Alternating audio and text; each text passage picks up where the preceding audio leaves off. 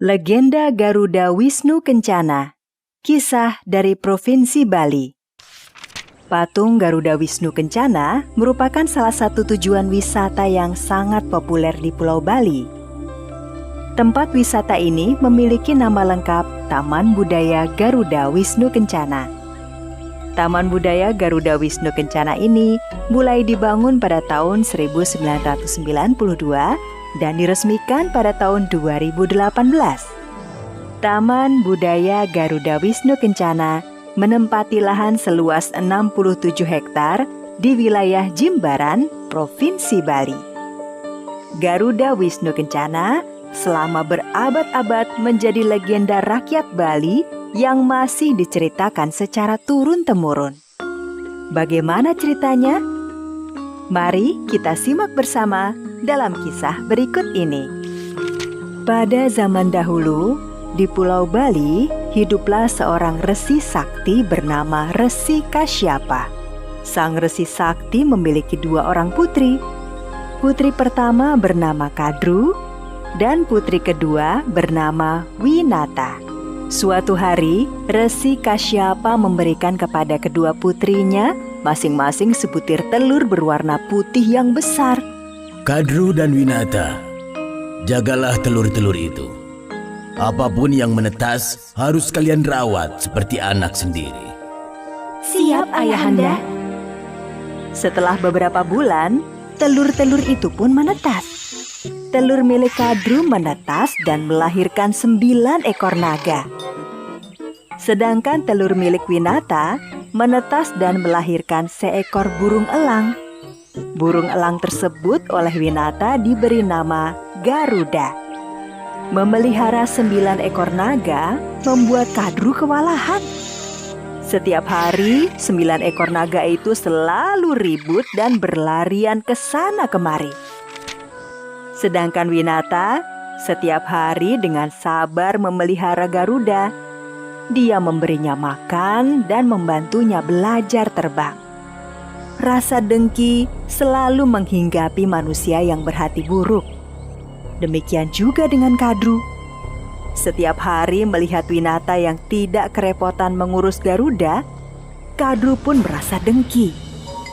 Dia pun mencari rencana jahat agar Winata mau memelihara 9 ekor naga miliknya. Keesokan harinya, Kadru menemui ayahnya. Ayahanda, seumur-umur baik saya maupun Adinda Winata belum pernah melihat kuda ucai suara. Bila mana Ayahanda berkenan mendatangkan kuda ucai suara kemari, agar kami bisa melihatnya. Baiklah, besok akan kupanggil kuda ucai suara kemari. Setelah menemui ayahnya, Kadru kemudian menemui adiknya, Winata. Adinda, ada kabar gembira. Besok Ayahanda akan memanggil kuda ucai suara kemari. Kita berdua selama ini belum pernah melihat kuda yang bisa terbang itu. Wah, benarkah? Selama ini kita hanya pernah mendengar namanya, tapi belum pernah melihat wujudnya seperti apa. Nah, bagaimana kalau kita main tebak-tebakan? Apa warna kuda terbang itu? Tapi yang kalah harus mematuhi perintah yang menang. Bagaimana? Baiklah, aku setuju. Aku menebak kuda tersebut berwarna hitam. Aku menebak kuda itu berwarna putih. Kadru kemudian menemui anak-anaknya. Dengar ya, aku baru saja bertaruh dengan Winata apa warna kuda ucai suara. Aku menebak warna kuda itu hitam, sedang Winata menebak warna kuda itu putih. Aduh, Ibu, warna kuda itu putih. Tahu dari mana kamu?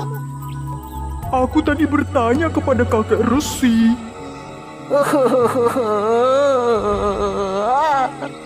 Wah, kalah kita. Habislah kita diajak sama Garuda. Diam kalian! Aku ada ide. Kalian cegat kuda ucai suara sebelum datang kemari. Kemudian, kalian sembur sehingga kuda itu berwarna hitam. Kalian mengerti? Iya, Ibu. Kami mengerti. Keesokan harinya, kuda Ucai Suara dalam perjalanan menuju ke rumah Resi Kasyapa. Ketika masih dalam perjalanan tersebut, tanpa sempat disadari oleh kuda Ucai Suara, 9 naga menyemburnya. Akibatnya, tubuh kuda Ucai Suara berubah dari putih menjadi hitam legam. Dasar anak-anak nakal. Awas kalian.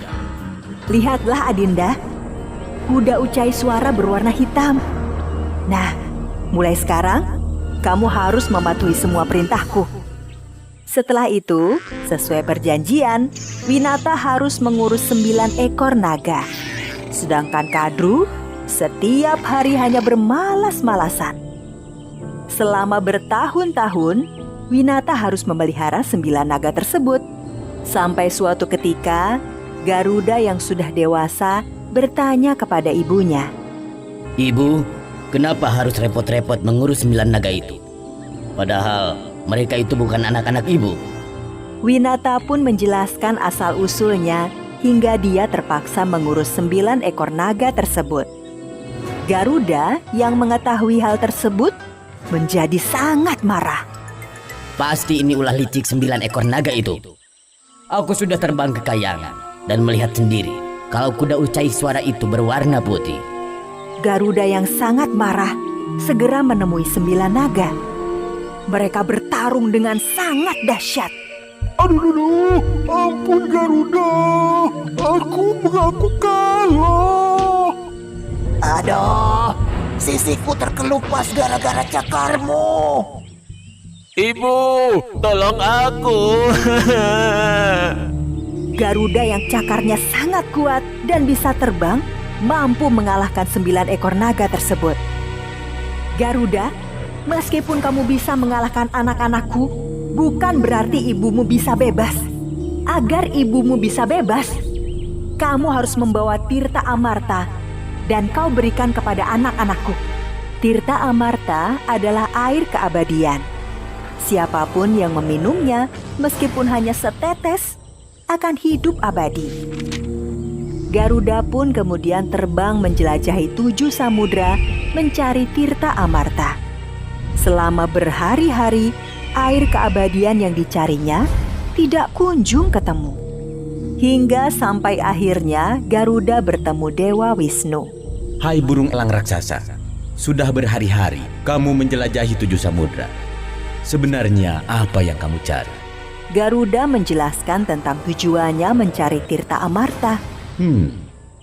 Aku bisa memberikan secangkir Tirta Amarta dengan syarat engkau mau menjadi tungganganku. Wah, kamu berhasil mendapatkan Tirta Amarta. Dengan ini kubebaskan ibumu.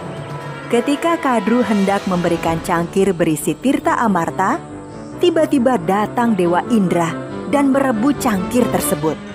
Sebagian isi Tirta Amarta jatuh ke rumput ilalang yang berdaun tajam. 9 naga berebut menjilati rumput ilalang. Namun sayang, rumput ilalang yang berdaun tajam membuat lidah naga terbelah bagian tengahnya. Itulah hukuman buat kalian yang bertindak serakah dan suka memperbudak orang lain. Mulai dari sekarang, seluruh keturunan kalian akan memiliki lidah bercabang sebagai pelajaran bagi siapa saja yang berani berbuat sewenang-wenang di muka bumi ini. Garuda juga memenuhi janjinya kepada Dewa Wisnu.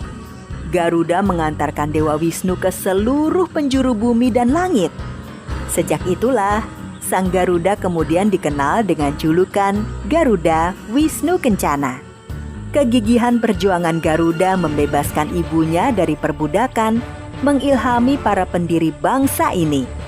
Mereka menggunakan burung Garuda sebagai simbol negara kesatuan Republik Indonesia.